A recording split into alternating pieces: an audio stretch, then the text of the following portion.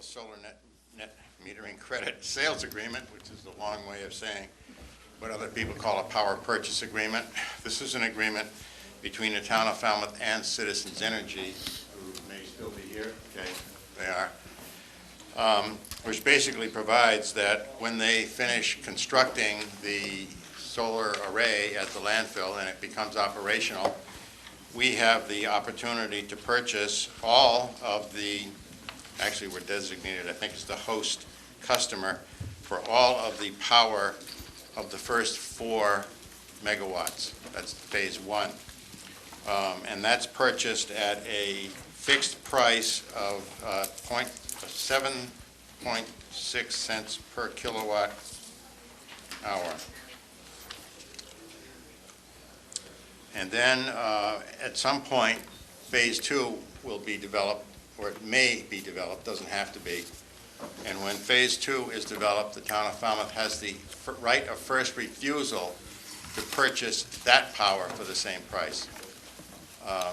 We don't have to purchase all of the electricity generated by phase 2 if we don't need it. Mr. Jones alluded to the fact that maybe our capacity wasn't such that we would need it. If we don't purchase it, then Citizens Energy is allowed to sell that excess power on the market for whatever price they may from any customer they can obtain.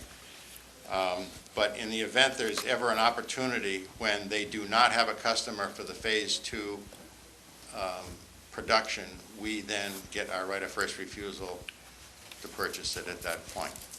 But it's unlikely that they'll be entering into agreement that they're going to put those 2 megawatts in unless they have someone prepared to buy it. Correct. Right.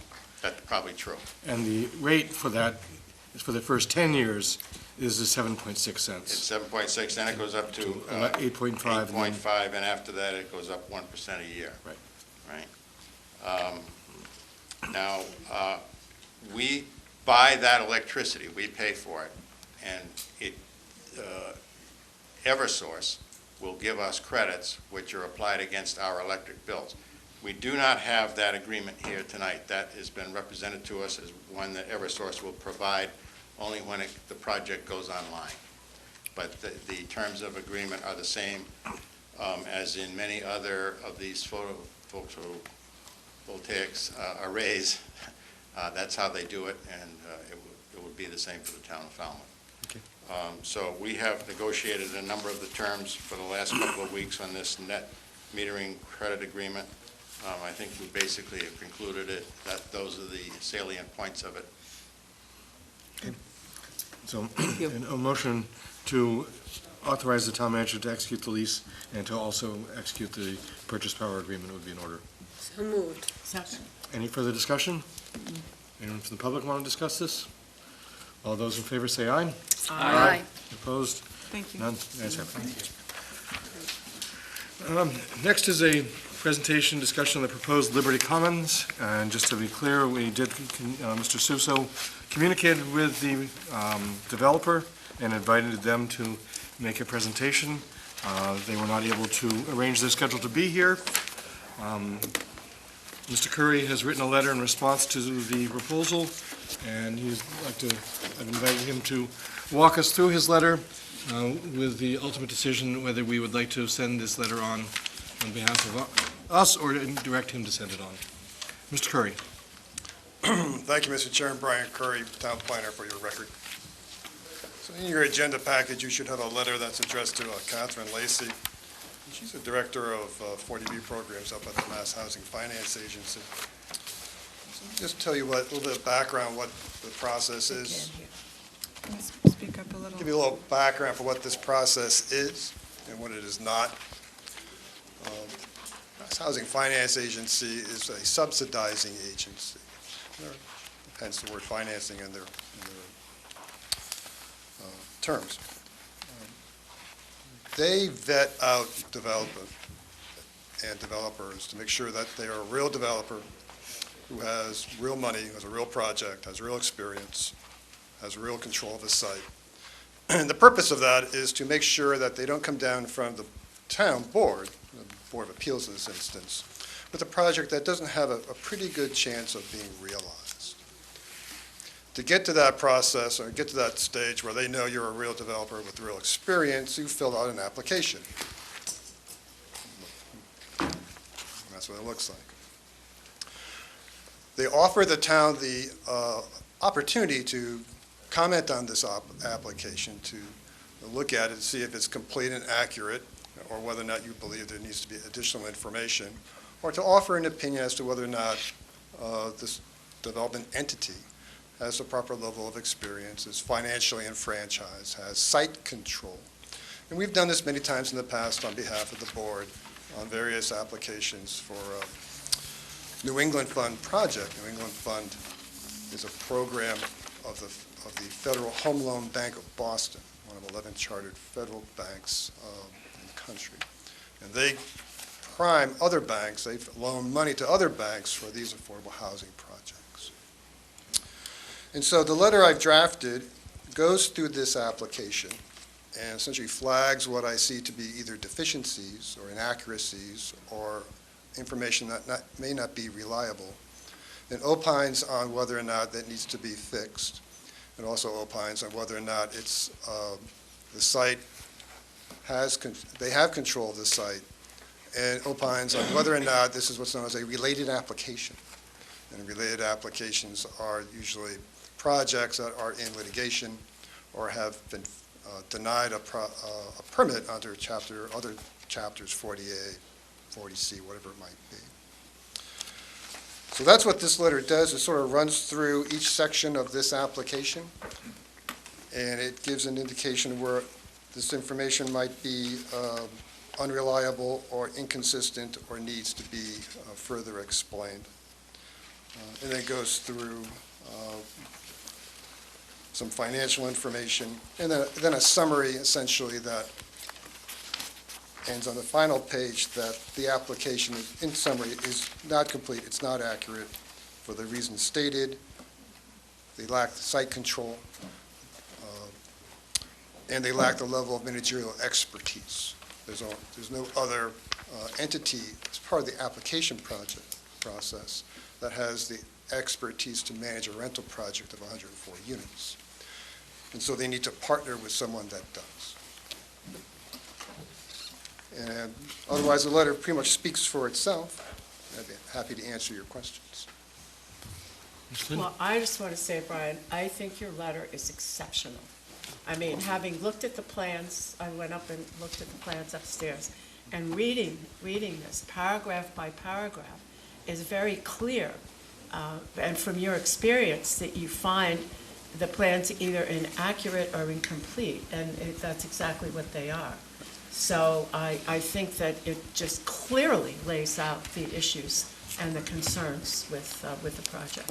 Remember, the subsidizing agency is in the business of loaning money to build affordable housing.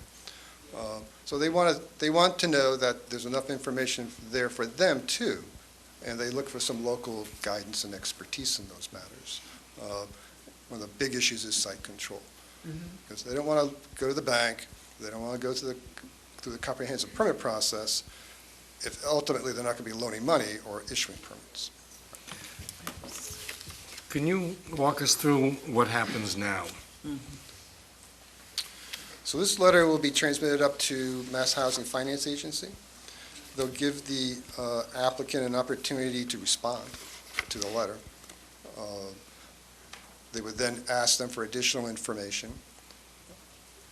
It could go forward. They might say, oh, well, we'll let things settle out. Or they just might wait. This has happened in the past on other projects on Timber and Cartway. There was a rather large 40B project. We brought up the issue of site control. If you don't have good site control, it makes most underwriters very nervous. And they're hesitant to loan money. So they're probably going to ask for some sort of clarifications, both from us and the applicant. And a decision probably in 2 months. Let's say they can correct all the deficiencies that you've pointed out to them. Okay. Then what happens? Then you will probably see a 40B project. But one of the most important things is the site control the related application issues. So the litigation has to be dropped. You want to drop the litigation, you want to make this a real project, you want to get a real developer in, who knows what they're doing with regards to, multifamily housing developments, we'll talk to you. But that would never come back here, then? That then goes to the zoning board of appeals, right? No, it would come back again in the form of a revised application. And so we would still have time to respond to that. And one of the responses at that point we could also have is, if Spring Bride Rose had gone forward, if Megantic Crossing has gone forward, there's a chance that we actually, a 40B could be denied in the town of Falmouth because of the number of affordable units we have done in this calendar year. You have to have 10% of your year-round housing units as subsidized in order for you to have more flexibility at the Board of Appeals in order to say no to a project. Or there's two other parameters, but we can't get there. Okay. So I really don't want to talk about project denials, but there are opportunities then to work with the developer who has the same sort of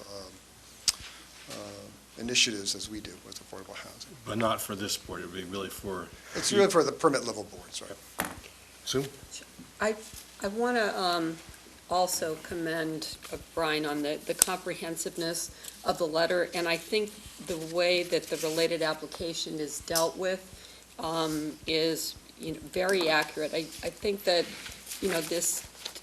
there really has never been a project that I've seen before where the developer just hasn't made really any efforts to work with the town and the town boards and the community and the neighbors.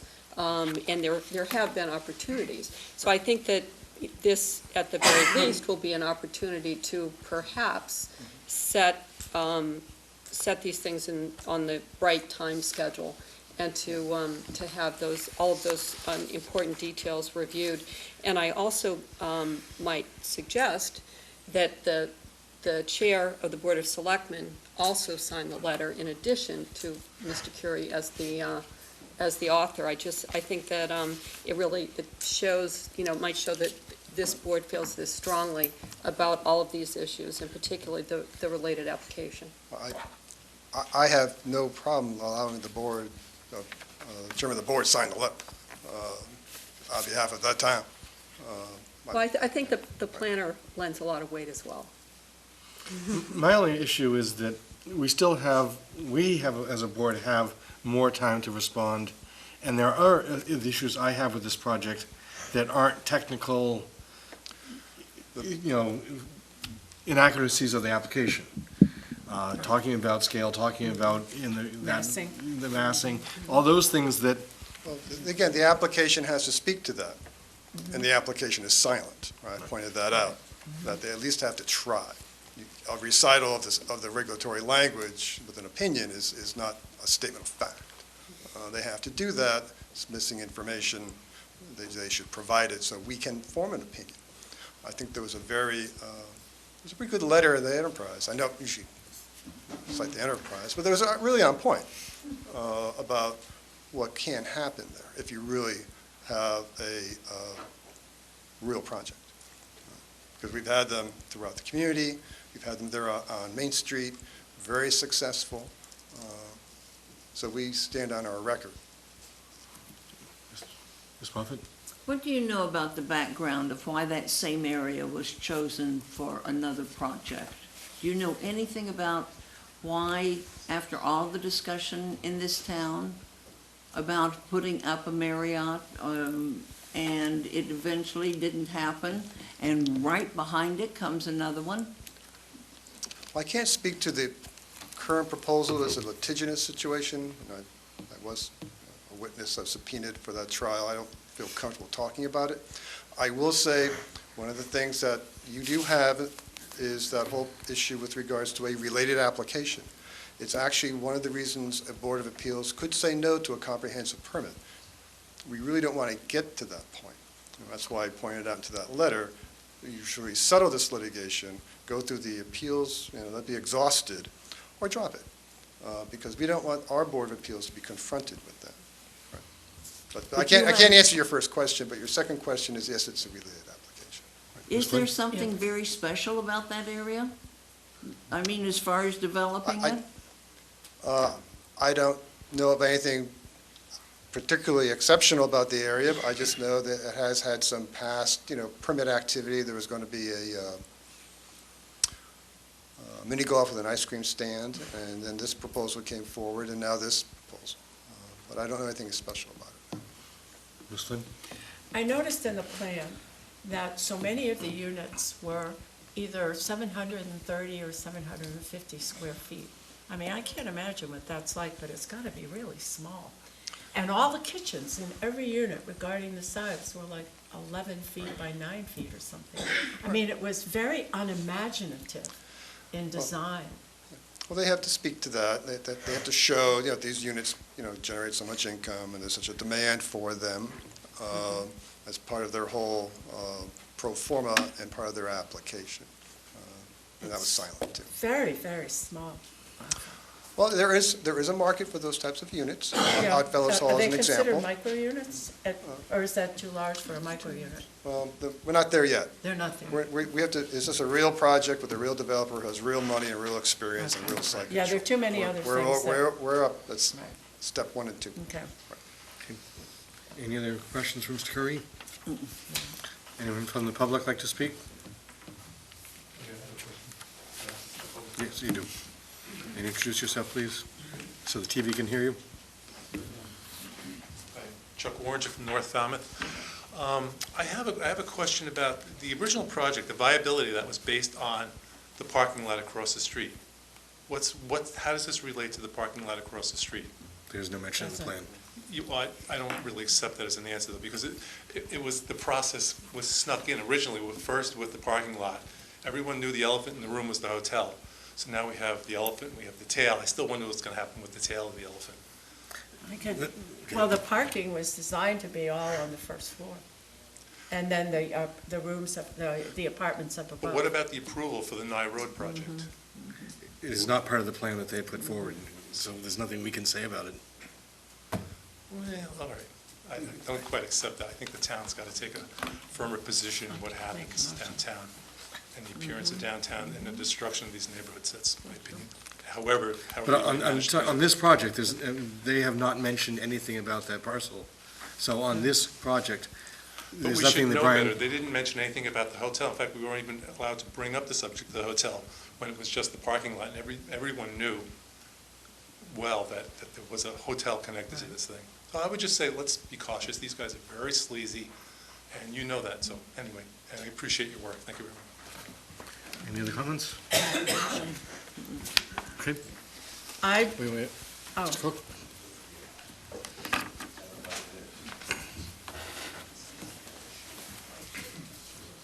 They hate me anyways. I'm Peter Cook, I'm Precinct 6, town meeting member, and I do appreciate Mr. Curry's comments. I'd particularly love to read the letter, too. My concern has been, because I'm a lover of history, is that the way this building and the hotel before it was presented, it doesn't mesh well with the neighborhood. The neighborhood that is in question behind this building was created by John Fay, and he actually named it Tradition Village. There's no sign there saying that, but the design of it was to create Cape Cod-style houses. He lived in one of those houses, his family, they raised his kids there, and I would much rather see a developer who is connected to this town, a designer, an architect, who actually cares about the way it looks, the way it meshes, the feel of it, and actually see that happening. I'd love to see a local developer who has experience. Currently, we have a developer from Westford. His design firm was from Attleboro, Massachusetts. No local connections, no local design. And like I said in my letter, I grew up in the suburbs of Philadelphia, and in Philadelphia, and this to me looks like a housing project. Tiny little units mushed all together to maximize profits. So that's my opinion. Mr. Glasso, did you want to speak? Thank you, Mr. Chairman. Not speaking as the chairman of the EDIC, but as a developer of affordable housing. As you know, a 40B developer. I've had a chance to take a look at these plans. I think I agree with all the comments that have been made here this evening. A number of people have contacted me as the chairman of the EDIC and asked whether or not we could play a role in this project. And I did try to reach out to the developer to no response, and also try to reach the phase to no response either, because I understand this is an important project to the community. And also, I think more that, you know, a 40B, a bad 40B project, which I know we won't allow happen, can really spell doom for all the things that all the good things that we're trying to do as affordable housing developers. So I'm glad to see that we're going to proceed cautiously, and I could talk to the EDIC board, see if there's a role for them to play. I've offered that to the developer, but I haven't got any response. So hopefully, maybe moving forward. I've never been involved in the 30 years I've done a development project where, especially doing affordable housing, where you haven't reached out to the neighbors at a very early stage in the project. So this is very unusual, and it's not a way to build consensus and try to get a good project built. Thank you. Thank you. I move to endorse the contents of a letter dated March 8th, 2016, addressed to the Massachusetts Housing Financing Agency, MHFA, regarding the application of Falmouth Hospitality LLC for project eligibility site approval for its Liberty Apartments project located at 556 Main Street, prepared by Brian A. Curry, Town Planner, and further to request that of MHFA that the comments, questions, and concerns raised therein be addressed by the applicant in the form of a revised or new application with the MHFA, and further request that no approval for project eligibility site approval issue until all attendant litigation associated with the proposed site has been settled. Second. Any further discussion? Ms. Moran? Sure. When the draft motion says vote to endorse the contents, would that be by the signature of the chair, which I would suggest? Will you make that part of your motion? Yeah, I would Okay. include that the endorse the contents of a letter dated March 8th, 2016 by the chair, be included in the motion. I agree. As a second. Okay. Any further discussion? All those in favor, say aye. Aye. Opposed? None? The ayes have it. Thank So you, Brian. if you could change that letter a little bit to include my signature on it, that'd be great. Got it. Thank you, Make guys. presentation. Thank you, Brian. Is there a way for the public to see that letter? It is now part of the public record.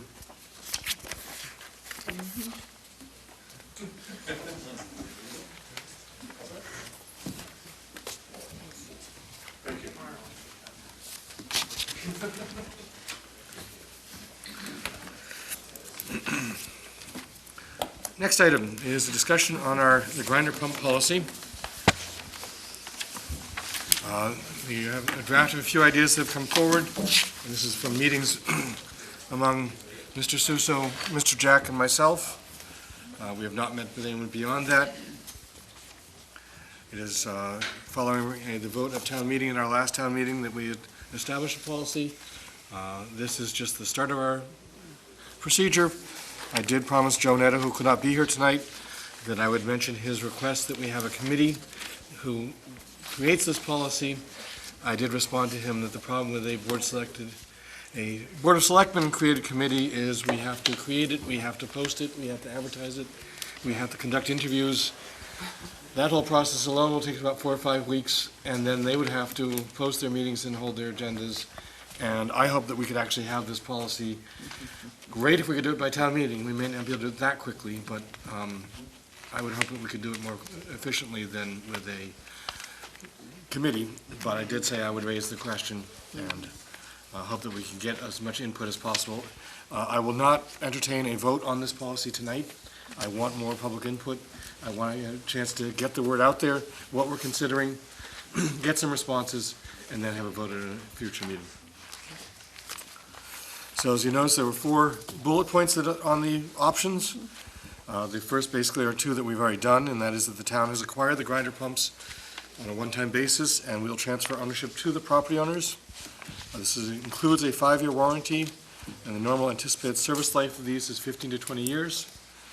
We have already started talking to the manufacturer about the possibility of a longer warranty, and we don't have an official answer on that yet.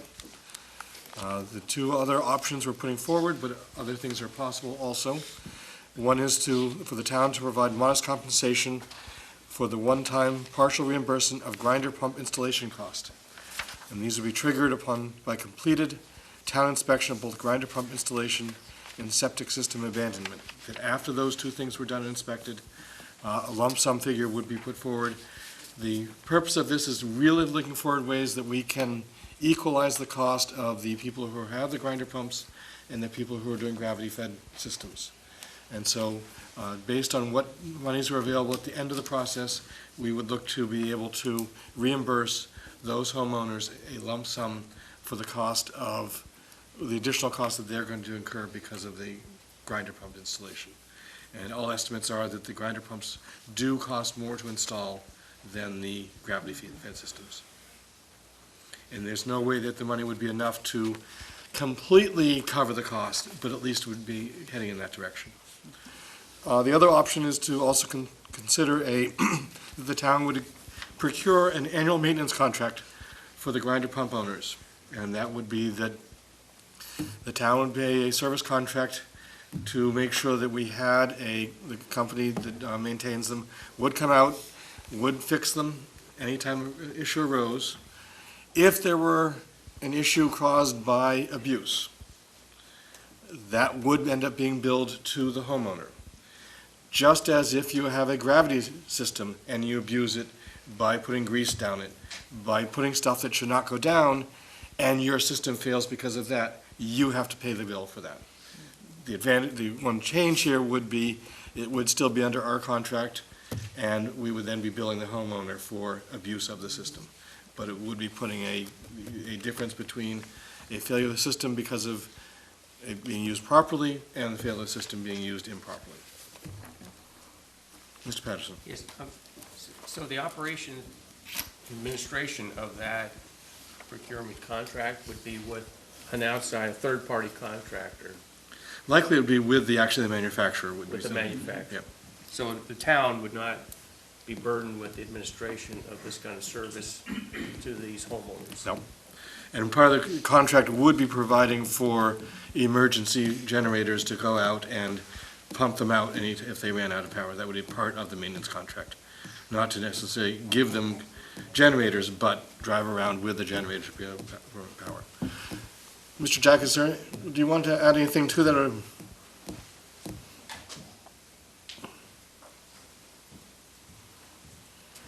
The pumps are new, so they're coming in with a 5-year warranty. They'll be conveyed to the property owner, probably starting in April when the installations go in. The warranty is covered by the manufacturer. If we have a independent service contract, that'll be a contractor working with the retailer of the manufacturer on that, whereby they would provide all service, and it would be either under warranty, in which case it would be borne by the factory authorized service center, or if it was going to be an abuse charge, then that would be borne by the town, and we would have to then back charge the homeowner. So that's how that contract would work. Ms. Moran? I'd be interested to find out how other towns deal with situations where there's a disagreement as to whether the malfunction was caused by an abuse. So maybe we can get some. That's the thorniest issue of this entire discussion. Sure is. Yeah.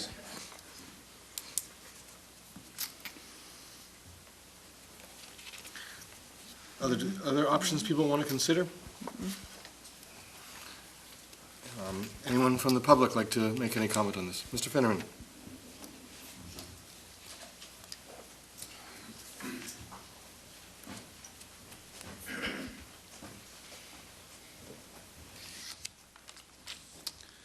Mark Finneran, Precinct 6. I still believe that the original intent of Howard Gross's article is what the town should do. These grinder pumps were installed in our sewer system for a cost savings to the town. They allow the town not to excavate as deeply. The cost actually isn't a savings, it's a burden that's shifted to the homeowner. Another burden that was shifted to the homeowner was a couple of town meetings ago, we voted to change the state plumbing code, basically as far as the town of Falmouth was concerned. Plumbing code applies to anything 10 feet from the house. After that, in the instance of, say, a septic system or even a sewer, then it would simply be an excavator's job. And that sounded reasonable at the time. But if you were to pay close attention to this whole thing from the beginning, as I did, and pay close attention to Howard Grosser's article in town meeting, you would see that all the other towns in Massachusetts, with the exception, I believe, one, that use this method of grinder pumps in order to save money on excavation, place these pumps 10 feet within the house, from the house, just like in the state plumbing code. That also is another cost shift. It shifts the cost of the excavation onto the homeowner. If you were to analyze all this stuff and the total cost, I mean, some people are going to pay a considerable amount of money to install these grinder pumps and excavate all the way up to their house from the street. With a betterment being $16,000. Many instances, I have a house on Mara Vista and a house in Falmouth Heights. People are going to pay that betterment again in installation. Where in any other town in Massachusetts, that would have been provided by the town and all been part of the sewer project. And after all, these pumps are an integral part of the town's sewer project. But if you were to take one of those people, for instance, that has to pay $16,000 to, and I'm just using that number because that's the betterment roughly, on top of that to hitch to their house, their betterment isn't 70%, it's actually 140%. And I don't really think that's fair. Another thing, people who have Title V tanks already have a legal pump chamber by code. Currently, and I don't see how you can stop someone from doing something that's legal by the state plumbing code. The requirement is supposed to be to make that person crush that Title V tank and fill it with sand or floatable fill or whatever. For that same, roughly, I've been told by numerous, several excavators, that would be the price of about $1,000. For about $1,400, you can buy a Zoller pump that's designed for duplexes. It would certainly pump that without a problem. That would also negate the necessity of a homeowner having to purchase a We don't have that policy right now. having to purchase a generator. And I don't know if I have to remind you, but Mara Vista Peninsula, according to the last census, is the poorest peninsula in Falmouth. Again, as I say, I have a house there. I lived there for a long time. If you take all the summer homes out of there, the people that actually reside there year-round are, by and large, old, retired people living in two-bedroom houses. This burden is extreme for them.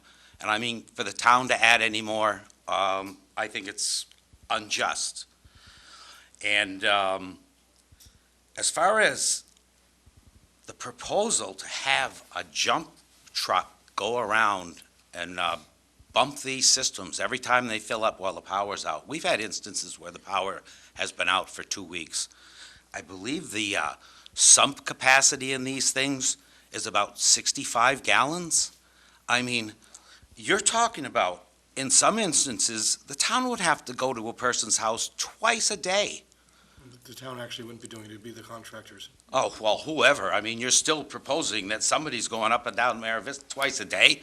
I mean, who's going to pay for that? It's a part of the contract. A part of the contract. They're part of the maintenance contract. So they're going to give you a price on potential power outages? I don't understand how that would work, but I guess that's maybe another question for another day. I think that the proposal from the town meeting article, which passed overwhelmingly, for the town to maintain possession of these tanks is the best proposal. I think the people have been burdened enough with an extremely high cost. And further, I talked to a lot of contractors, a lot of people that are working on the system, people with experience in sewers. I mean, everyone has their opinion. But about 50% of the people I talk to speculate that there's going to be a problem with this low pressure end of the system because it's basically a dead end when houses aren't occupied. You're going to talk about perhaps a dwell time of 10 days or a couple of weeks that this effluent is going to stay in the pipes before it gets to the gravity part of the system and gets uptown. I would think having a couple of 1,000-gallon tanks at the end of the line that were set up to pump a fair amount of effluent all at once would go a long way to limiting the dwell time that this sewage is going to stay in those lines and alleviating a potential problem. We're not going to know about this problem until the stench starts coming up across from the police station and 7-Eleven, and then maybe it'll be too late. I don't see where there's any room to put any kind of a filter or whatever. And we've had trouble with pump stations all over town previously. So I think the town maintaining the ownership of these pumps as they do, as is the custom in the majority of the towns and cities in Massachusetts that employ them, is the best idea. Thank you. Thank you. Anyone else? Mr. Dufresne?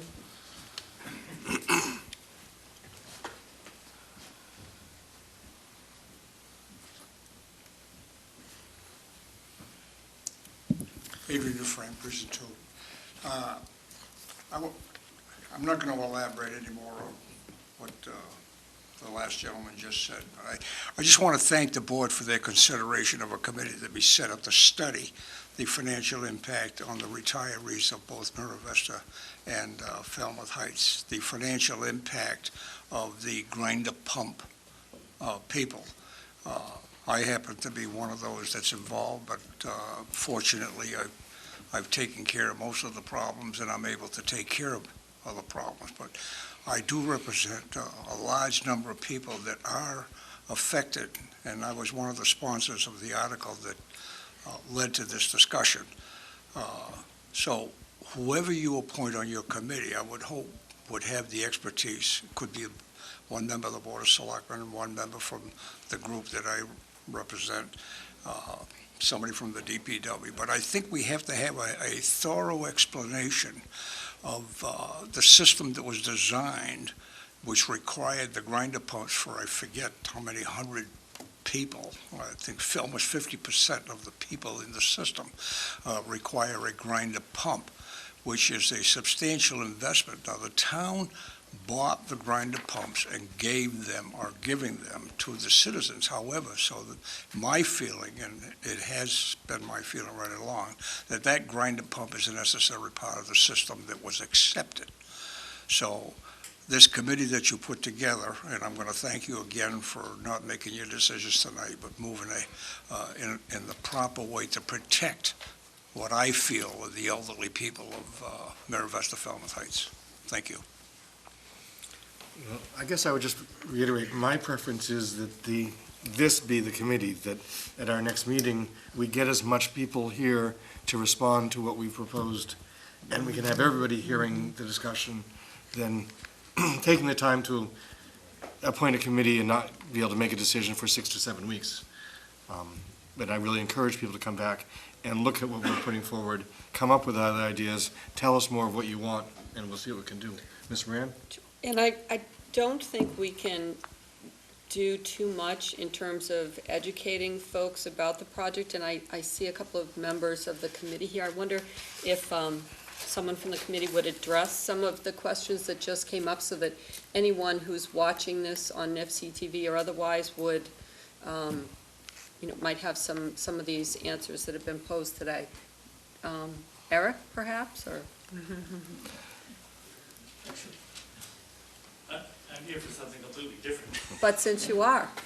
And you were going, I think, in exactly the right way. You've put out some options, and you're going to get a lot of public input on them, and that's the way it should be. Our committee looked at this quite a long time ago, and we have some information that would be helpful to you, but, there's been a lot of water under the bridge since then, and we'd be happy to be helpful, but it's not really our jurisdiction to do this. It's yours. Certainly one question was put forward as to whether the town would maintain ownership of the pumps. I would not be support of us as a town owning the pump that is on the private property, but I am supportive of looking for the way that we can take full responsibility of maintaining them and doing everything can, making sure that we service them and making sure that they are going to work during the lifetime of the pumps. So please, if you have other ideas, we will be posting on our agenda another discussion of this. Send us emails, send us letters. Please let us know your thoughts. We do want to have as much public input as we can in this. There are certainly going to be some costs involved in it, both in what goes into the budget for the entire project, if there are any monies left over, or for even an operating budget, it will be a cost to the town to be able to fund this maintenance problem. But I think the board is committed to do what we can to, as best we can, equalize the cost between the gravity pumps and the grinder pump people. Any further questions or comments? All right, thank you very much. Yeah. At the podium, please.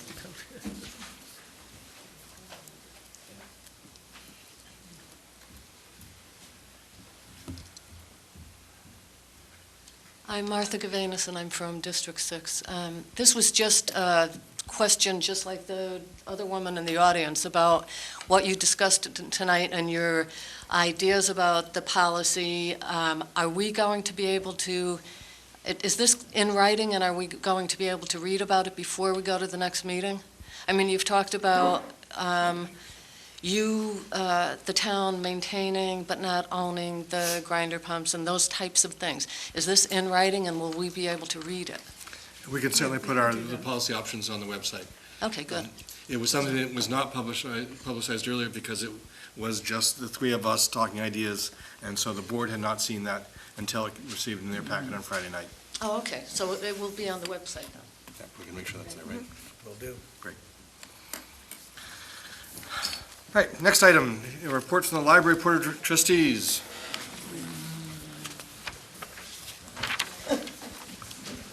Thank you.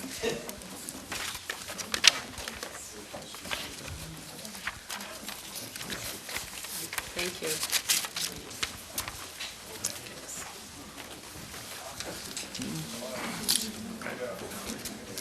Thank you.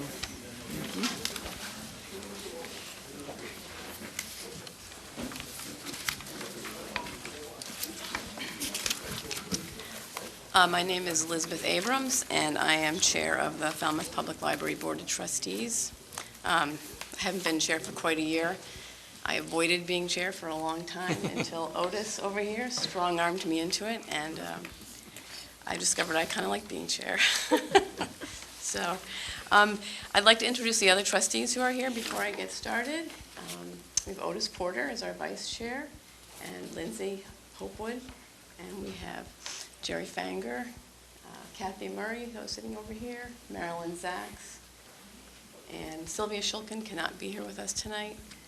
And we have Leslie Morrissey, our director, and Linda Collins, our assistant director. So it's just going to be a quick report. I timed it. It's about 8 minutes. The past year was generally a rewarding year for the Board of Library Trustees as we continue to be the link between the library and the public. Much of 2015 involved infrastructure upgrades at the branch libraries at East Falmouth, at North Falmouth, and at Maine as well. At North, planning has begun for a renovation and/or expansion in the future. This is a long-term project expected to take many years, but the first steps are in place. The MBLC, the Mass Board of Library Commissioners, has accepted the planning and design grant.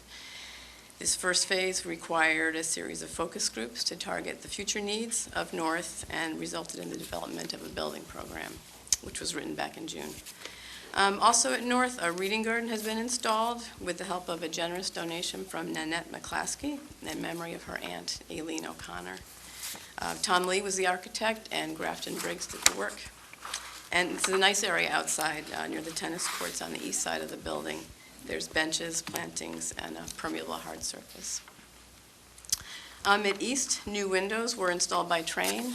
New LED lights were installed on the inside, and the lights have made a huge difference. It gives the space a warmer and much more welcome feeling. You should go check it out if you haven't been out there to see it. It's nice. Repairs were made to the rotted exterior woodwork. So also, I don't know if Peter's still here. I think everybody's gone. But a big thank you to Peter McGonerty and Chardell Newton for pushing and getting a lot of this stuff done. There are still, however, other exterior repairs needed. The masonry on the outdoor patio still needs to be fixed. It needs to be repointed, and it's falling apart. The handicap parking continues to be a problem just because of the direction that the vans have to park as they're coming into the front of the library, require people in wheelchairs to get out into the road. Drainage continues to be a problem in the roadway adjacent to the walkway in the front of the building, leading to problems inside the building. And Joe Netto has been working on resolving both of these issues. And there's the possibility of a reading garden installation in the front of the building, being coordinated by a Boy Scout working on his Eagle project, which would make East Falmouth Public Library probably the only library to have 2 Eagle Scout projects done on them, which would really be nice. At Main, we've upgraded the area in the front of the meeting room entrance on Catherine Lee Bates Road. That book box is gone. I don't know if any of you remember that. And the dumpster's been relocated inside a new fenced enclosure. This should make it more obvious where the meeting room entrance is. There's now lettering above this entrance as well, which should also make it more obvious. In addition, 2 signs have been installed on the library lawn on Main Street.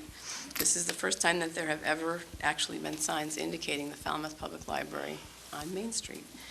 And Locust Street Sign Company did the work for this project. We suspect that there may be a direct correlation between increased patron counts since the signs were installed. And the Friends of the Falmouth Public Library generously funded this project. And I would like to also thank Rocky Gomes for the new plantings that went on in the front entrance. I would also like to take this opportunity to publicly thank Eddie Marshall of Stimson Associates for his many hours of work on the library landscape. This wasn't in 2015, it was years ago, but it's been a period of years. He did all this pro bono.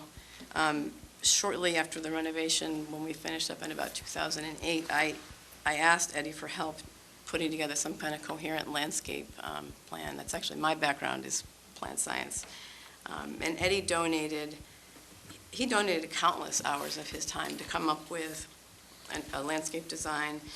Actually several possible designs. He was a driving force behind the new bike racks, much of the new sidewalk, the rain garden, the plants around the building.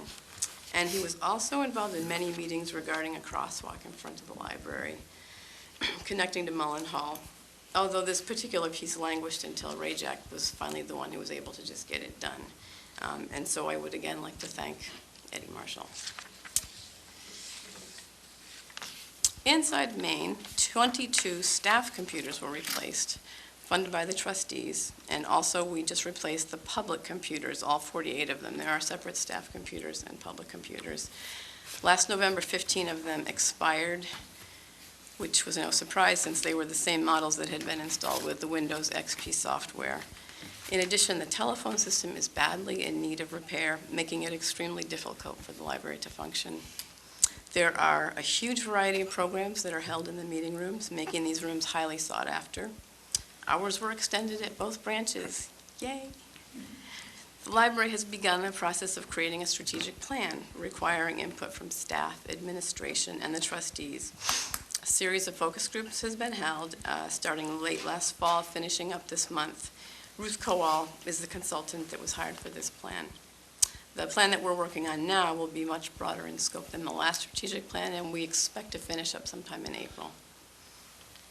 The library was awarded a Library Services and Technology grant from the Mass Board of Library Commissioners for improving customer experience in the digital world. This grant is being used to update and improve wireless connectivity for the redesign and update of the library website, which is ongoing, it's in process, and for a series of workshops for the staff to increase their digital literacy. And a huge thank you to Linda Collins for getting this grant for the library. We are very grateful to the Friends of the Falmouth Public Library who tirelessly toil away all year to hold the huge summer book sale, plus smaller sales inside the building.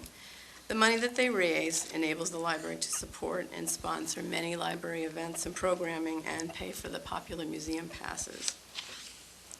The Joy of Learning series continues to be very popular. The Friends also fund much of the infrastructure needs of the library.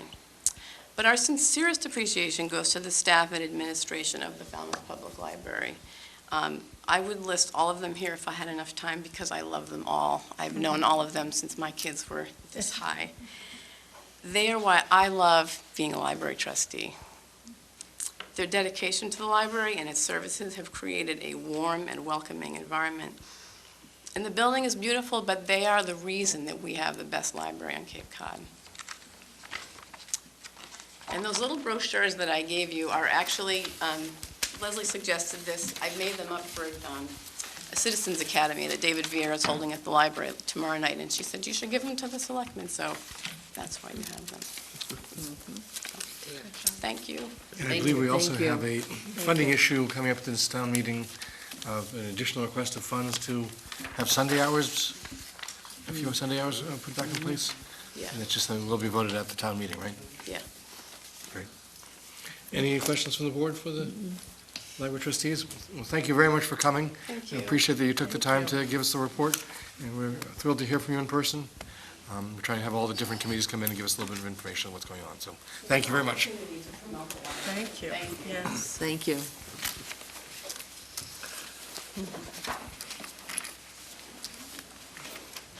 Next item is actually continued, I think, from, we discussed this briefly in December, and decided to wait until we adopted our new fee policy, waiver policy, and this doesn't really fit into that policy anyway.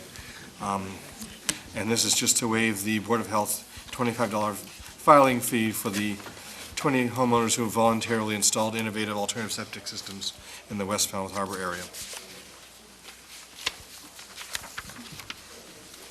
Well, I would move that we waive that fee for these participants in this alternative septic system program. Second. The motion is second. Any discussion? It's a no-brainer. Thank you to those volunteers, those pioneers. All those in It's favor say... a nice gesture, but that's about all on our part and the town's part. All those in favor say aye. Aye. Opposed? None. The ayes have it. Next is the approval request for a sign variance. This is for the skate park fundraising sign on Gifford Street across from Trotting Park. This is coming from Sandy Cuny and the Together We Can organization. Sandy couldn't be here tonight, but I think it's fairly clear what they're asking for. This is until the fundraiser is complete. It's one 3x4 sign. Mr. Patterson? I'm aware of this project because I'm sitting on the Community Preservation Committee and hearing the progress reports on the project. And I know that it has failed to move forward because they just haven't been able to get quite enough funds to complete that initial investment. And so, this is an effort, I think, to solicit funds from the community, make it a little bit more, get a little more publicity toward the need. And, I can't help but support this effort because it would be a great project and a nice enhancement to the Trotting Park recreational area. And I know there are plenty of young people that would enjoy using this park once it's completed. Is that a motion? I so moved, that we approve this sign variance. And I'll second it. Motion and second. Any further discussion? All those in favor say aye. Aye. Opposed? None. The ayes have it. Next item, a report from the Water Quality Management Committee regarding Article 26. I asked the Water Quality Management, give us some insight on this article. They are our experts in dealing with it, and before we made our recommendation, I thought it'd be appropriate to get some insight and expert knowledge. Mr. Turkington. Thank you, Mr. Chairman. This is the agenda item I was prepared to speak on. I believe all of you have a letter in your packet from the committee that lays out our recommendations on this article. Actually, our committee is charged with making recommendations to the board on all the nitrogen reduction and estuaries improvement proposals that the town is considering. That's part of our job. And in this town meeting, there are 4 articles that actually fall into that category. Article 13, 14, and 7. On 3 of them, our committee was unanimous in recommending them, and those 3 are the ones that are being proposed by the Shellfish Department of the town. It's actually quite an exciting combination of ideas that they're putting forward here. You know, they want to vastly increase the amount of oysters that are being grown for the town and for the users, the people who have the licenses. And they want to get into the business of growing these in a small way and selling them to growers all over the Cape. This business of nurturing small shellfish, there aren't many places where it's done, and Falmouth has a wonderful place to do it, and it can end up being a profitable venture for the town as well as for the shellfish people. So there's 3 articles here that we were for. One of them we were unanimously opposed to, with the exception of one member who happened to be the author and lead sponsor of that article, so of course he was for it. The rest of the committee, after spending a good deal of time twice in reviewing it, the first time unanimously opposed it, and the second time opposed it with the exception of, as I say, the author. The purpose of the article, as you can probably discern, is to basically reverse the proposal that the town has twice adopted at the ballot box, twice adopted at town meeting, and innumerable times in front of the Board of Selectmen, which is the widening of the Boynes Pond Inlet. That was recommended to us and has proven to be the single most valuable thing we can do to reduce the nitrogen in that pond. We can reduce the nitrogen by 50% of the amount of nitrogen that needs to be reduced by going forward with this project. And it's been on the town's agenda for a good number of years and has received widespread support. What Article 26 would do would substitute something that they refer to as the shellfish nitrogen mitigation option. That is a phrase, and that's all it is. It is not a plan that exists anywhere except in the slideshow that the proponents have been presenting to us and presumably will present to town meeting. This proposal has not been reviewed by the town's shellfish people, by DEP, by DMF, by EPA, by the Conservation Commission. It has not been reviewed by anybody except our committee. And we have reviewed it twice in great detail. And as I say, the first time we recommended against it unanimously. Even Mr. Zweig voted against it that time.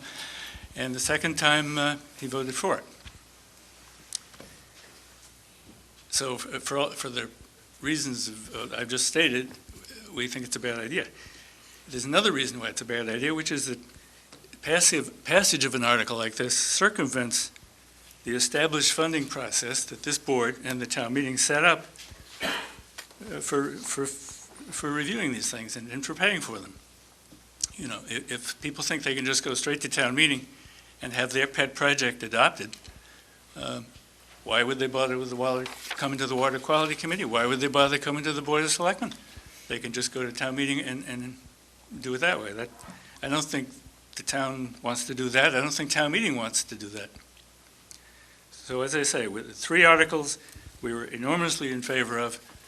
They are an organized and sensible and well thought out set of proposals that will really move the shellfish piece ahead. Article 26 does not have any of those characteristics, and we recommend you recommend indefinite postponement on that article. Thank you very much. Any questions, Mr. Turkington? All right. We'll now move on to voting our article recommendations. No? The public comment will be at town meeting. This is discussion for the petitioner to make their presentation, and we asked our Water Quality Management Committee to respond.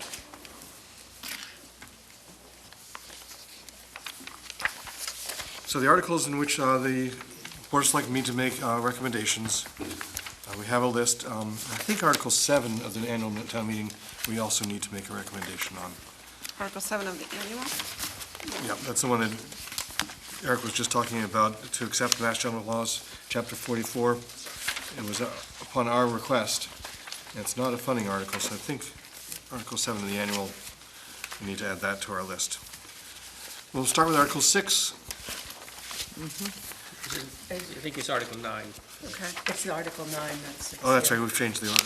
And I'm this sorry. is the annual town meeting. So Article 9. So I guess we would start with Article 7. Right. And that's to see if the town will vote to accept Mass General Laws, Chapter 44. That's an appropriation. Is it? Article 9. Article 7. It's a financial article. My recommendation is that the board take action on it this evening, but defer to the Finance Committee if they have already done so. Because I think it's just allowing supporting self-appropriation and the maximum amount of expenditures. It's allowing us to sell the shellfish. Yeah, I'm not, I understand that. I'm Okay. not sure if the Finance Committee has already taken it up. Okay. So I think you should No take it harm up in the this board evening. doing so. Correct. Okay, so Article 7, I think it is on our request. I think it makes sense for us to be making a positive recommendation. And our explanation, part of this has to do with the shellfish we are producing, we want to be able to sell, and We've done that before, too. Right. Well- Mr. Patterson? Well, I don't think we've ever sold them, though. We've moved them around ourselves, I right? meant years ago, I'm talking about sometime in the past. Okay. At least, but not most, not Not- recent, not part of the recent recently, no. shellfish propagation project. I move approval of Article 7, I move we recommend Article 7 is printed. Second? We have a motion and a second, and the explanation will be covering that. Yep. All those in favor say aye. Aye. Opposed? None, the ayes have it. Next, we're on to Article 9. This Is is that a different list than I do? authorize a pilot agreement. Did I have the wrong warrant? Isn't that 6? Not 6? It's Article 9 in our booklet. It's 9. I had the warrant with the wrong numbers. Yeah, we changed. And this is to enter a pilot agreement, and with it will be Citizens Energy for the payment in lieu of taxes, and we're still working out the exact details of that. I move that the board recommend positively Article 9. Second? Motion is second for positive recommendation. All those in favor say aye. Aye. Okay. Article 11 is the eminent domain taking of the two easements on Courier Road. We actually discussed that. Wait, skip 10. I'm sorry, Article 10 is the, accept the gift of land from the Chapco Association. Can I ask a question? For what is that land going to be used? That's the side. Do we know? Open space. It's open space. Yep. Thank you. Then I move Article 10 is printed. Second? So our recommendation will be Article 10 as printed. All those in favor say aye. Aye. Opposed? None. Are we giving you enough direction for our recommendations? Absolutely. Yes. Okay. The next, Article 12, has been taken up by the Finance Committee. Already, it's a monetary Courier article. Road's first. I'm Article sorry. 11 is the Courier Road taking that we discussed at our meeting tonight. Yes, indeed. So I move Article 11 is printed. Second? The recommendations as printed. All those in favor say aye. Aye. Opposed? And the ayes have it. Article 12 actually is not us, that will be Finance Committee, right? But we will place on an upcoming agenda, you need to vote to create the positions. That's an action by the board. Okay.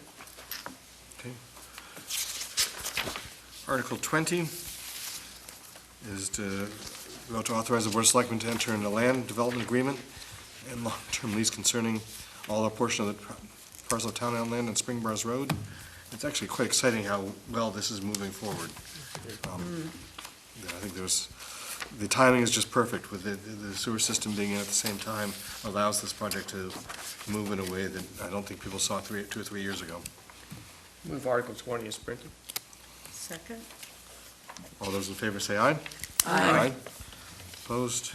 None. Article 24. This is the synthetic marijuana bylaw. That's a Board of Health, is it? It is. So we don't vote on that? It's Or we do? the request of the Board of Health, but I think we make a recommendation. Oh, okay. Okay, just checking. I'm going to make a motion to recommend as printed. Second. A motion is, all those in favor say aye. Aye. Opposed? None. Do we want to have any discussion as to why are we supporting it? Just so in the recommendation, we have a few phrases to help the draft of this. Yeah. Well, Mr. Patterson?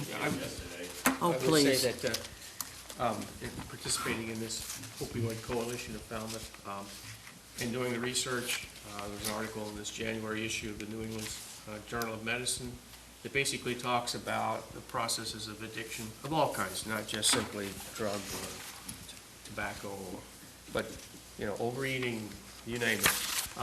And it clearly connects availability and also introduction at an earlier age when people's, literally their brains haven't developed the ability to think about the long-term consequences of what they're doing in the short term.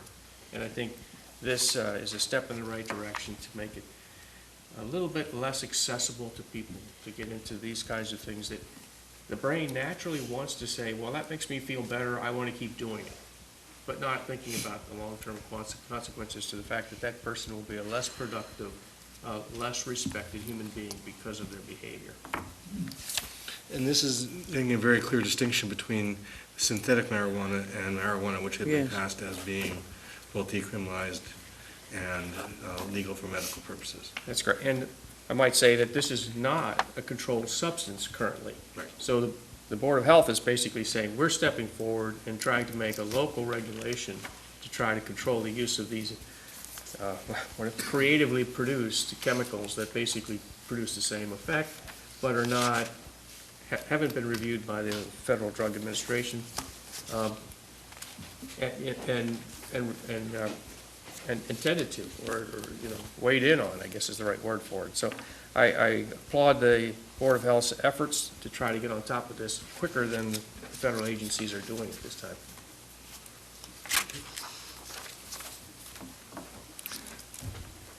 There's our discussion for the recommendation. Article 25 is a petition article, and this is dealing with John Busby, because it's had a funding one that, I think we have to make recommendations on all petition articles, whether they involve funding or not by the charter. Yes, we need to make a recommendation on that as well. Do we know what the financial impact will be to the town? I think the Or this is- the recommendation will need to be, if the board is so inclined to be supportive in concept, to a letter which would be in the form of special legislation. That's right. Well, I'm certainly behind this, and it seemed like a circumstances that John Busby was placed in because of his role as a police officer in this town. And, clearly his ability to support himself has been greatly handicapped by the timing of this incident. So I would move Article 25 as printed. Second? I do have one, there's the spelling on simulation. It says simular, it should be similar position, employees of similar position. If we are supportive of this, we don't need to support this article. We can actually just write a letter requesting this special act ourselves and almost make this article moot. I mean, it is something that the Board of It Selectmen. doesn't have to be voted on by town meeting? No, I don't believe so. I mean, I read that.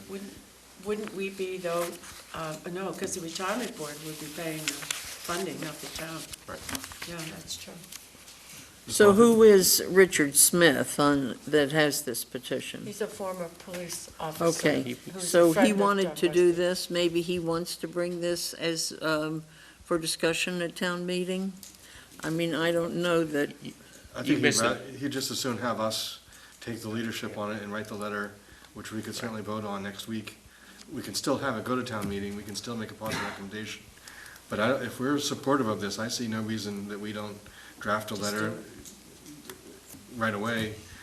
We can still have town meeting vote to endorse our. okay, all right, okay. Attack it that way. I think it would Okay. certainly help to get their endorsement in addition to that. Mhm. But I like your idea. Why not Mhm. draft a letter and have that available at town meeting for their, and with their endorsement? So the motion would be that we endorse, I'm not sure we can, again, the language is not, it might be better that we rewrite if we're making a positive motion, we would like it to be valid and can actually make the special act. You could, Mr. Chairman, you can make a motion on town meeting floor. You can vote positively and Okay. then hold it in Yeah, town meeting. we to make Right, a we vote did. to support So- legislation. Our To recommendation will allow- be in support of this article. Yep. We'll have an explanation, Right. and then we can make a meeting, find out whatever motion we need to make on town meeting floor to And- support it. And while I have no issue with this, it might take a little bit more than between now and next week to have that letter drafted. We want to make sure we do it the right way. Okay. All those in favor of a positive motion on Article 25, say aye. Aye. Opposed? None. Article 26, this is to, the Board of Selectmen to authorize the formulation and finance a 3-year nitrogen attenuation and water quality management program. This is the article that Mr. Turkington was talking to us about. I move we recommend indefinite postponement on Article 26. Okay, all those in favor say aye. Aye. Opposed? And the reasoning is we had the Water Quality Management Program has been researching and made recommendations to change at this point, flies in the face of what they're recommending. That's, the board's part of inlet widening is something we have discussed time and time again, and we still remain supportive of that. I would also argue that the Mashpee shellfish nitrogen removal has not been proven, had not enough time to even be proven it is effective. There are studies that say that the nitrogen that it is taking out, there's other nitrogen it is putting in of a different kind of nitrogen. So I think to stop what we're doing now for a experimental one that has no proof of effectiveness, I would rather not do it. And I think that's the latter, that's the important Yeah. point, your latter statement, is that basically it's unproven at this point, and until it's proven to be effective, we're gonna go with the recommendations of the Water Quality Management Committee and all the resources they've tapped in making that recommendation. All right. Article 27, another petitioner article, that the Board of Selectmen take all necessary legal actions and measures no later than December 31st to remove any and all impediments to full-time operation of the town's municipal wind turbines. Well, I would move that we recommend indefinite postponement on this article. Second. Motion is second. All those in favor of indefinite postponement, say aye. Aye. Opposed? Okay, and within our explanation? Well, I think that we're basically going to say that the operation of the town's wind turbines is in litigation, and that we're going to wait for that to finally be, I don't think we have Finally authority resolved. to do that. I mean, that's, you can say that, but I don't know that it carries any weight. I don't know that it can happen. I know would be vehemently opposed to taking all those properties by eminent domain, which would be within the realm of take all necessary legal actions and measures. And so I couldn't support that if we were being directed to take the property by eminent domain to be able to run them full-time.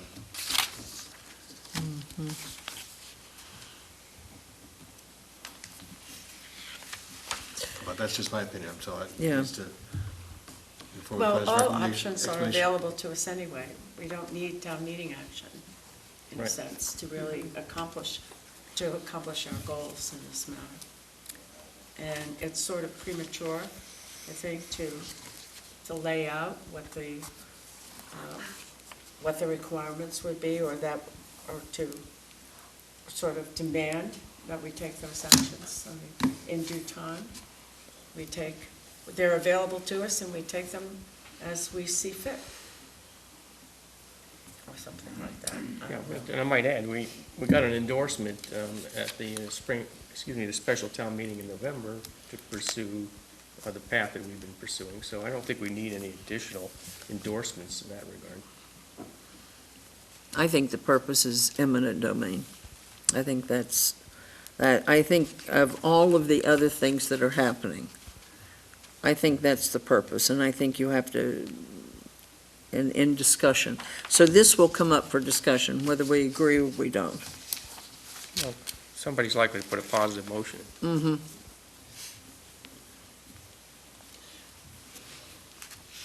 But those actions are already available to us, in a sense. Once we take those actions, we would have to go to town meeting anyway in certain instances, whether it be for an appropriation or whatever. Some may require a ballot or not.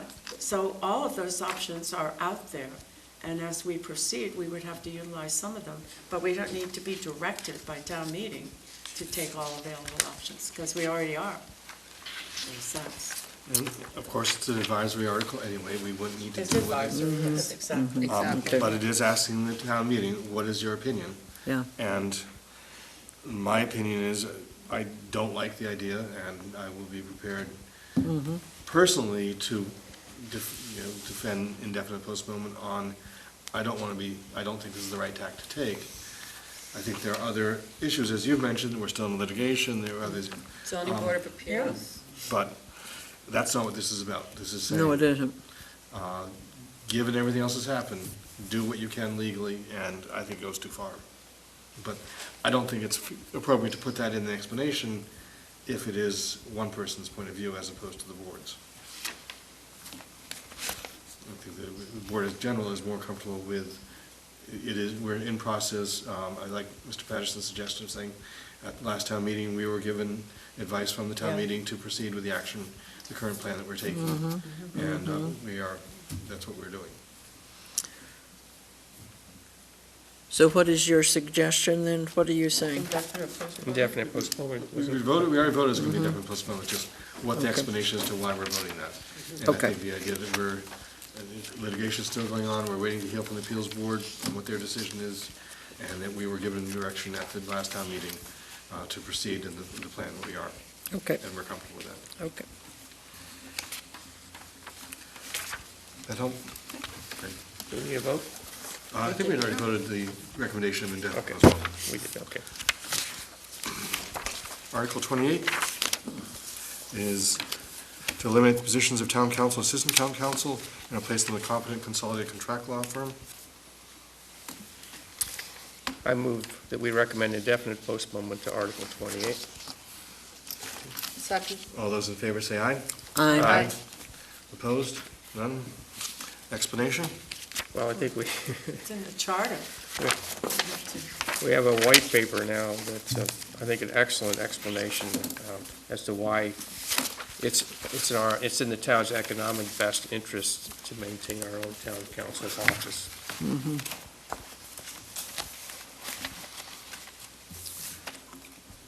So I don't think, for an explanation, do we need to elaborate more than just a sentence that the Board of Selectmen feel that it is the town's economic best interest to maintain an office of the town council? I'm not sure we've had that vote yet. I think this is an issue that I actually raised with Mr. Suso in December to consider it. When we reappointed Mr. Duffy, this is the right time to be thinking, is the town council the way to go, or is it correct to go with the Contract? With the contract? I think it's a legitimate question, but I think it's one that's up to the Board of Selectmen. I'm supportive of indefinite postponement, but I'm also supportive of the Board of Selectmen looking into this question. We are putting a lot of money into Labor Council, into the Turbine Council. I think there are benefits to looking to considering professional law firm that we have a contract with. I know that talking to Mr. Vieira about this also, he said his dealings with Mashpee, who does a professional firm, is the most frustrating thing in the world, because there's never anyone right away who gets back to him, as the way it is here, or whoever does get back to him is often in their 6th month of being a lawyer. It is, the town municipalities are way down the chain of the law firms. Also, on that point, if I may, availability, you can't call. You absolutely can't call unless you have prior authorization to spend the money to make the phone call. Right. Yeah, and my experience in dealing with attorneys in patent litigation is that when you get their invoice, every phone call is listed on there. And you're assuming they're going to call you back in a timely manner. And I have to say that just in the planning function that so many of our departments and committees go through, we need that kind of real-time feedback from consultation with our town council to help us move forward in an efficient manner. And if we're always going to make a phone call to a contract service, you can expect you're going to get no less than a 30-minute bill at $300 an hour, right? And believe me, they stretch those numbers because I've seen it from a personal management standpoint myself. You really, every time you call, it's going to be an hour. And their rates are like $300 an hour. And so I don't think, from my perspective, that you can justify that when you need that kind of availability, as Sue has mentioned, and the ability to have somebody who's already familiar with the town processes and understands, what this plan, what this document is all about, and has that background to give you an efficient response. What we have from Mr. Duffy is in response to the request that we had, that Julie and I gave him in December to come back with information about the advantages and merits of town council. Do you feel it's appropriate to have this go on the website for people to look at before town meeting, so they hear why that we are looking at it and I'd investigate even before it became an article? Oh, I definitely recommend that. I think it's well-written and quite valid. I don't recommend it. I don't think we're there yet. I think it puts the cart before the horse and really puts to town meeting issues which are really, I think, more appropriate for the Board of Selectmen. And it's also the person who has the job justifying the job. And so that's already an immediate area of I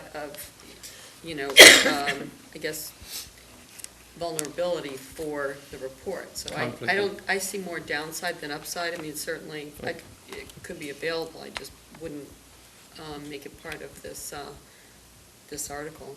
I'm not actually saying it's part of the article. I'm saying it's, in December, we asked for Frank to give us a report on this, and we have this report. That answers Should the say, question. put it on the website or something? Because, it is now a public document, it's something that's been distributed to us. Or maybe, an appropriate thing, because we asked him for this information, we now have a response at our next meeting, we have an agenda item to have this discussion. It is something that I asked him to report to us. It makes more sense to me. And then have this discussion on the next meeting. I just wanted to say I worked with that system in Plymouth.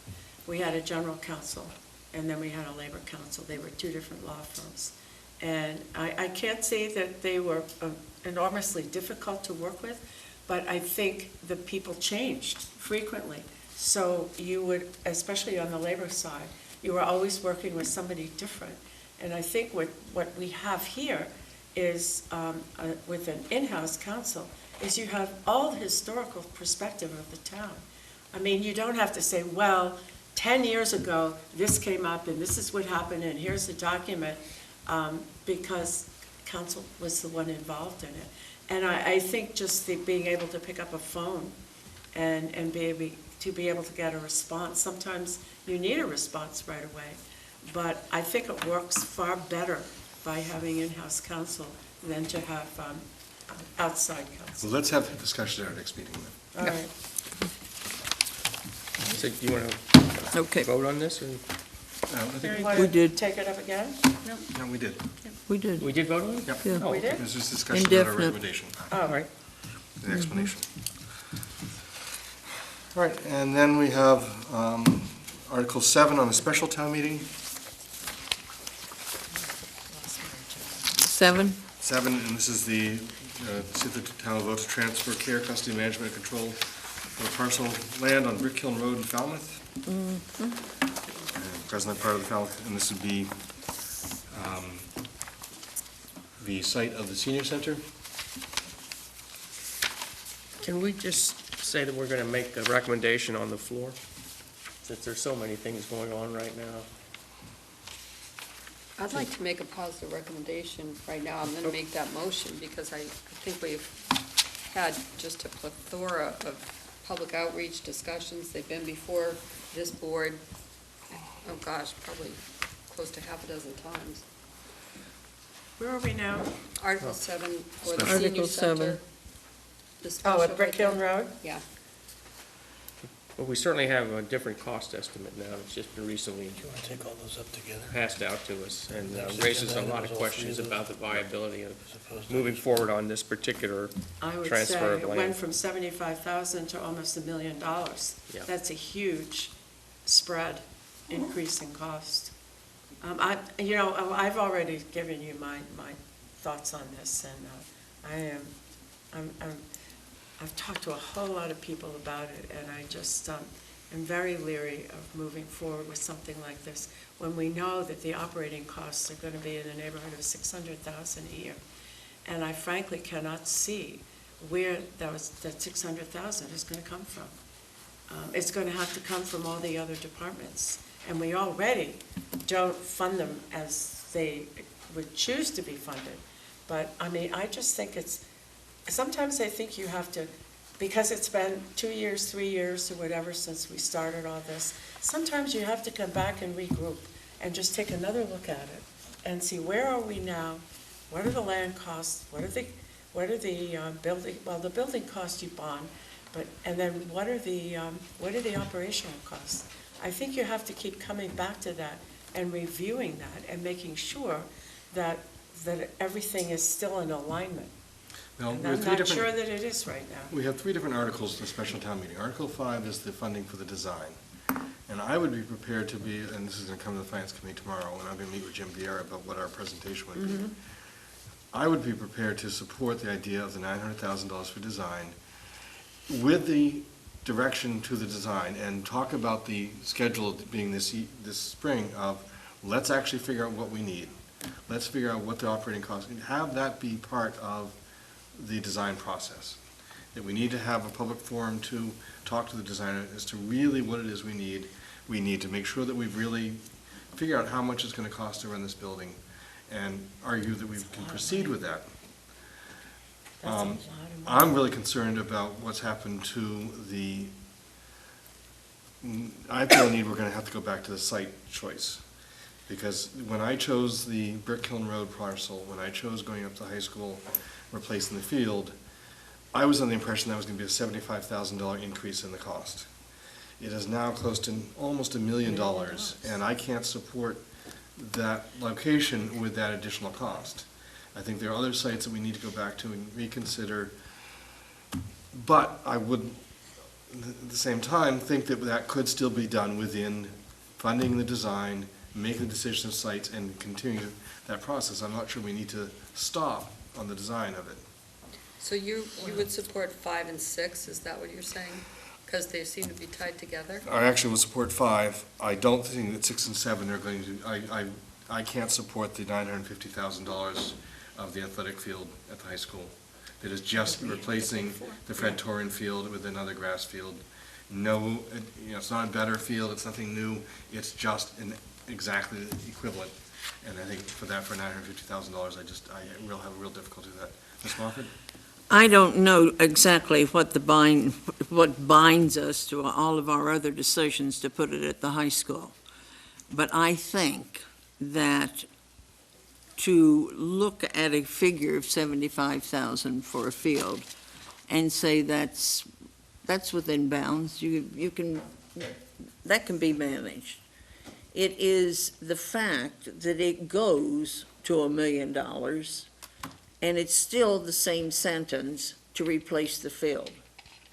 So if you think about, there were 3 locations, and the 2 locations that were closer to, is it Compass Drive that's back behind that? Campus Drive.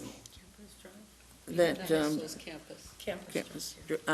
I think that when you look at that area, it was high and low, and they kept showing that. You could be up high, and even as we looked, they would say, this was elevated by 10, 15 more feet. When you came closer to the road, there wasn't enough space, and you were still moving. I mean, I think it was the parking lot was our issue there. Now, I wanted Brick Kiln Road because it seemed to me as if that was the most advantageous. And the sentence, you just needed to move the field. You just make this one grass just like this one is. And I am completely dismayed at $1 million. And I regret ever voting for the site to be on Brick Kiln. And I think that because I had that feeling, okay, 75,000 if that's what it is, but not $1 million. And there's no way in any of those spots of doing anything that it will not be $1 million. Yeah. There isn't anything available to us for 75,000. That price is not available, and I think those 3 areas at the high school, we're into something that is more on the legal side of how is this going to happen. But I don't know how you do it once you vote and you're ready and you've got a $900,000 design. I mean, that needs to be thought about too, because the design is for the location. And those locations aren't going to work because you're moving the field or it's costing you more money. I don't think I had correct information. I'm very upset about that. And I think someone needs to say to me, well, you could cancel that decision of using the high school. And then I even back it up, and I think our presentation for the administration building was one of the worst presentations in all the times we've been looking at all of this. And so you really were kind of just steered toward the high school. And I think, I don't know who's going to sort it out, but I don't appreciate being told one thing, voting on that, and then it isn't accurate.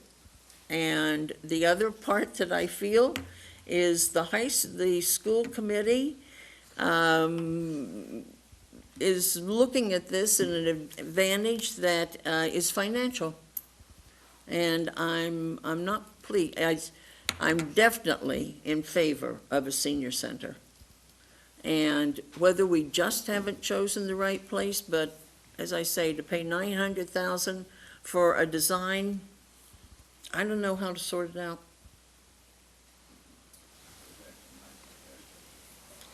Shh. Excuse me. What did he call me? Nothing. You said pardon me. If the audience could remain quiet, please. It's up to the chair. So we do have to vote our recommendation on Article 7. Are we up to 7? What about 5? Article 5 and 6 are not. Are not going to be included? Well, they're both funding articles. We don't make a recommendation on those. Okay. Those will be the Finance Committee.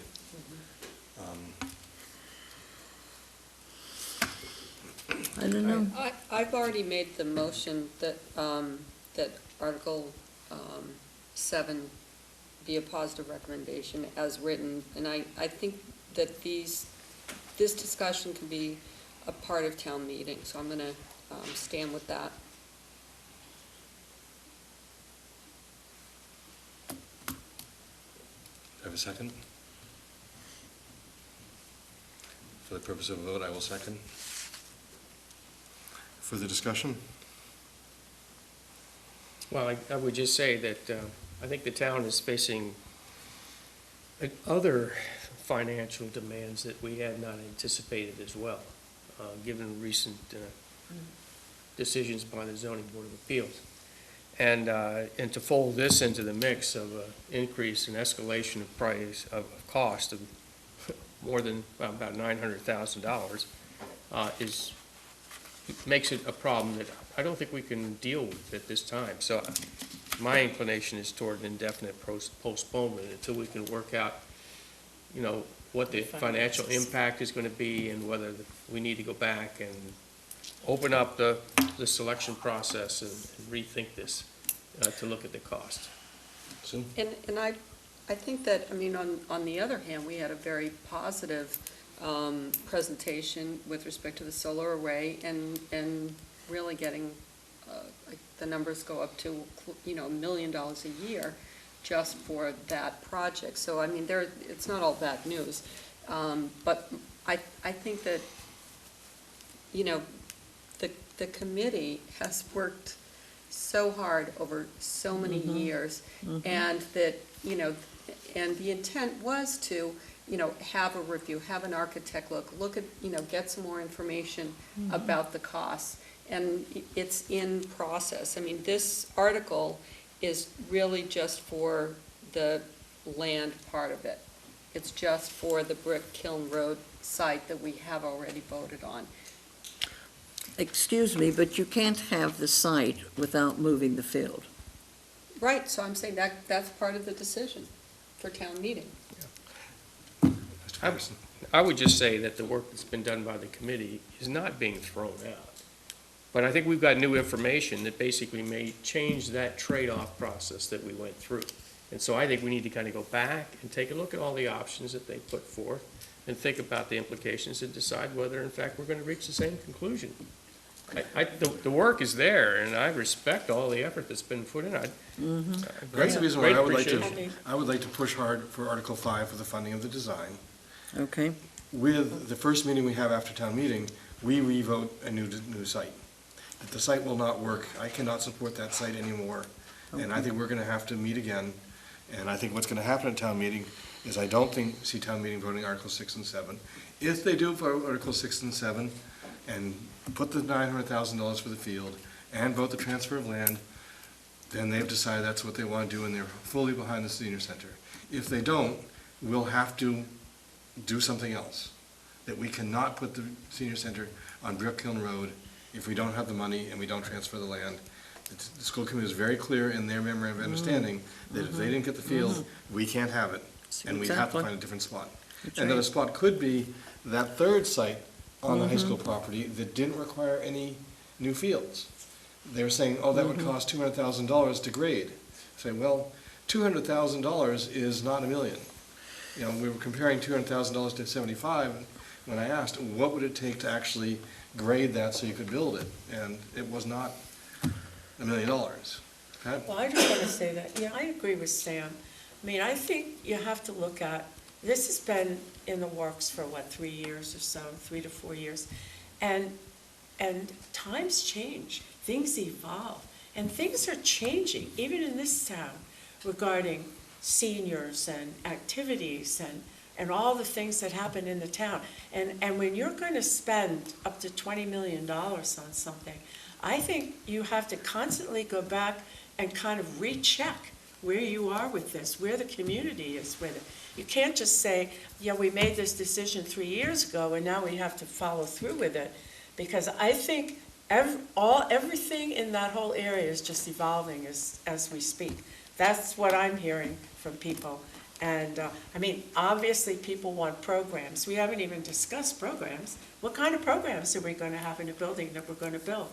And anyway, it's more complex, so I think we should just hold off. But if we put that in the charge of the design, to look at the programs, look at the actual current needs, and charge the design company to answer all those questions before they actually put pen to paper, say that's going to be the first thing they're going to do is to figure out really what are our needs, our programmatic needs, but balance with the operating costs and say, yep, that money is going to be spent first and foremost for answering those questions before they draw anything. So if, on Article 7, Number 5. Are we We're talking voting, five? we're voting on 7. Oh, we're voting on 7? Right. Oh, I'm Okay. sorry. I thought we were voting on Positive 5. recommendation, Doug seconded. Oh, okay. All right, let's have a vote on the motion on 7? 7, Seven, as yeah. recommended, a positive Okay. recommendation A positive recommendation. on Article 7. All those in favor say aye. Aye. Opposed? No. No. No. I would move indefinite postponement on Article 7. Second. All those in favor? Aye. Aye. Opposed? Nay. Now, my question is, I'm meeting with Jim Vieira to talk about the presentation that I was prepared to work with him on Article 5. And I want the direction from my board as to, are we supportive of it, is on our request? Or am I making my proposal with him as a individual? I want to do everything I can to move. I think it's important that we show the commitment and support for the committee and the senior center, and I want to figure out a way of making that presentation that shows that support. I think will provide enormous clarification, just as you've suggested, to fund that design, and it also gives others in the community opportunity for more input. Right, and what, the discussion we had about this is to lay out a timetable of what kind of meetings we're going to do, what kind of questions we're going to ask, the process. Unlikely that we'll be able to come back with all these questions in November for a funding for construction. It's more likely that it'll be in April that we'll come back for funding, saying, we've answered all these questions, we've really figured out where the site's going to be, we don't have $1 million in field to exchange, and it's something that we know that we can afford within the operating budget, that we've answered all those questions. But I think the only way we're going to get that funding is if we are very clear as to what our expectations are that funding is going to cost, or that funding is going to pay for in the first 3 or 4 months, which involves more fact-finding, more confirmation of what the needs really are. Well, the cost of Article 5 is $900,000. Right. So, and then we get to 7, there's another $900,000. But, so by the time the $900,000 would be spent, it may not be at the high school. I don't see any way, I don't see the high school working out, I don't either. at least not on a It's too field. far away. Well, I definitely thought it would, but not with the information I have now. No. Just to give another perspective on this, I think there are going to be people that are going to argue that we've already been through that site selection trade-off process. Right? And, Yeah. and that backing up at this point isn't going to help, but I disagree. And I'm not sure that 5 captures the fact that we're really asking, as part of this design effort, to revisit the whole site selection process. It's not just moving forward with the site that was voted, but that we actually are recommending that the committee back up along with another working group that's looking at the operational costs and fitting it into the town's budget, and decide, maybe there's another way to approach this that will make it more agreeable to the citizens of the community, because in the end, it's going to be a referendum that everybody's going to have to vote on. I think that's where the discussion that Jim and I will have, and we'll come back to this board, Okay. and we'll probably have some more discussion about before we go to town meeting. But Okay. you were asking for some input on 5, in Yeah. your discussions with Jim, and I just wanted to make sure that if we're talking about a design, we're talking about going back and reviewing again that site selection process. And looking how things have evolved, too. I think that's really important, how the thinking of people who live here has evolved. And what are we going to do with Gus Canning? We can't just let that building sit there during the week, Monday through Friday, with nobody using it. And if you're going to build another building, then you almost create obsolescence in the building we already have. I mean, I know there's some people that use it during the week, but some of the programs that they have there, I noticed this past week when I was there, are programs they also have at the senior center. Like people play cards. A lot of people go to the senior center and play cards. They have groups that do that, but they do that at Gus Canning as well. So, I mean, I just think there are a lot of areas of consideration. And my dream situation would be that we time this all in such a way that the football field moves out to the high school as a multipurpose Mhm. turf field, and everyone gets behind that, at the same time that the senior center could be actually put on, in that same site. Absolutely. Whether they're connected or whether they're two different buildings, but they can be operated in a more efficient way. But I think You that's going to had be that heresy I- to a lot of people, but You had that idea your first year as selectman. You were the first don't one know to that. talk about Dillingham and Main Street and what you can do with Gus Canty and how you would move it out and move the football field, just exactly. And I thought it was a fantastic idea then, and And I know it's that right right on now, Main Street. right now, the football field is not in great shape and is going to need substantial money to be able to maintain it as a football field. well, the $900 that was coming from here, I guess.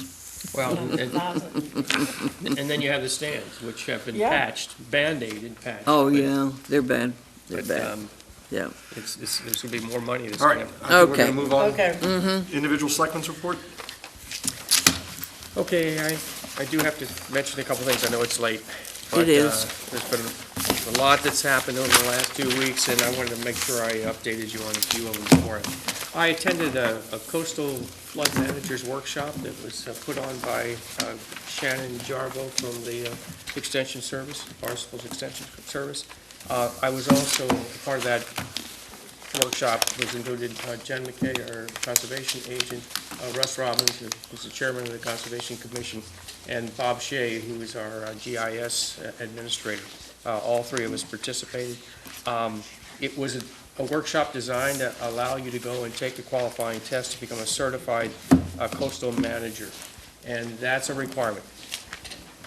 A part of that workshop was really an explanation to say that the coastal rating, the community rating system, which is a system that actually might qualify our flood policy holders for as much as a 15% discount, which is about $330 per year that would be a savings, but you have to qualify for it.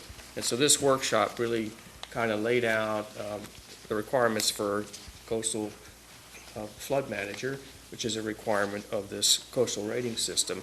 It turns out we could get eventually more than a 15% discount for our flood insurance policy, if the state moves and changes some of its requirements. But it was a very excellent workshop. Shannon Jarbo was excellent in covering the material in a very efficient and effective way, and I would say that all four of us really thought it was outstanding. And I think that Jen and Russ and Bob are all planning to take the exams, and so we should have certified flood, the certified positions we need to qualify for that. Anyway, I know we have an article to actually fund. One of the requirements is to complete that hazard mitigation plan that we reviewed in draft form a year and a half ago, which apparently hasn't moved forward, but that is a requirement to even get to the 5 or 10%. That's a base requirement that's got to be done. Let me say that this community rating system is actually designed to cut down on claims under this insurance program. Right now, that administration is $18 billion in the hole at the national level. And this program was put in place back as early as the 1990s. And it's an attempt to basically help cut down on the claims by getting communities to manage the whole risk of flooding, whether it be in riverine structures or, in our case, in coastal flood regions. Anyway, I attended it. It's excellent, and I'm looking forward to seeing some progress on that, because I think the benefit to our property owners that have to take out flood insurance would be significant. The second thing I went to, which is the Falmouth Education Foundation's gala, to raise money to support our educational program to teachers, and these are basically given out as grants, but they're also given out to support such things as field trips and special programs and teaching and guest speakers and that sort of thing. That gala was actually hosted in recognition of the contributions of Sam and Judy LaRusso, the LaRusso Foundation, the huge contributions they've made to Falmouth and its education program, to the Cape Cod Community College, to some preschool programs that exist. They've given buildings in contributions, a tremendously philanthropic family, and they were there and were recognized. In attendance, Pat, you were there. I had a cold. Oh, Couldn't go. I think your name was mentioned, but anyway, what we had, Bill Keating, our Because it's her birthday. our federal representative, Bill Keating, was there to present a proclamation for to the LaRussos. David Vieira and Tom Madden were there. I was there in Jim spirit. Cummings was also there. And it was 400 people. So Coonamessett Inn was packed, and there was an overflow area. So there was a lot of money raised, and for good cause, in supporting our educational program. So I mentioned that. And the last thing I went to was another workshop on the Community Preservation Commission's funding of affordable housing projects. And it was held in Framingham, and groups from all over Massachusetts came and talked about their experiences in using CPA funds, Community Preservation Act funds, to further affordable housing projects. A lot of experience in actually seeing these projects through into actual, houses. And there were, people there from Dennis. These were successful towns. A lot of people talked about the things that didn't get done, but at least these towns got some successful projects done. Dennis, Northbrook, Amherst, the whole Acton, Concord, Lexington area is working as a region to do affordable housing projects, so they're collaborating, and then in Cambridge. So there's a span of the size of different towns, and it was really a great sharing opportunity. And I have to mention that Virginia Carmichael, who's the chairman of our Community Preservation Commission, was there, and so was Kate Jackson, who's a member of the CPC. So very excellent workshops to give us ideas, and we did get several ideas that will help us kind of manage the whole idea of supporting affordable housing in Falmouth. I'm just going to make one comment because it's sort of an ironic situation. The Cape Cod Commission, or upon this, made a report to the Cape Cod Commission last week, and it had to do with coastal resources. But he also mentioned how Cape-wide, some of the resources that we have lost over the years, and one of them is forests. And the town that has lost the most forests is Falmouth. And then the next person who spoke was talking about housing and density of housing, and how communities on the Cape are so resistant to density. And I said, well, there's a huge trade-off. You either lose your forests or you create density, but you can't have both. I thought it was kind of interesting, and particularly since Falmouth is the town that has lost the most forests on the Cape. That's it, just a little point of info. Anyone else? Town manager's report? Thank you, Mr. Chairman. Just a reminder that there's a joint meeting, of course, with the planning board on Saturday at 9 o'clock. This coming Saturday. And I know also, Mr. Chairman, you'd received a piece of correspondence on We received a letter from the Agricultural Commission asking that we appoint a shellfish committee, and I handed the letter over to Mr. Suso, and I think he's going to take that responsibility of being the committee as opposed to being a Board of Selectmen committee. Correct. I also received correspondence requesting that we consider meeting every week. Do we want to have that as a future agenda item, or are we happy the way we're doing it? I think it should be an agenda item. Okay. It comes up frequently. All right, we'll have that as an agenda item coming up. Anything else? No, sir. If you're interested in being on that shellfish committee, please, I would like to have one representative from the Board of Selectmen, and let Mr. Suso know if you're interested in participating in that. Except for activities. All right, we have a motion to adjourn. So moved. All those in favor say aye. Aye. What's the date on Saturday? 12.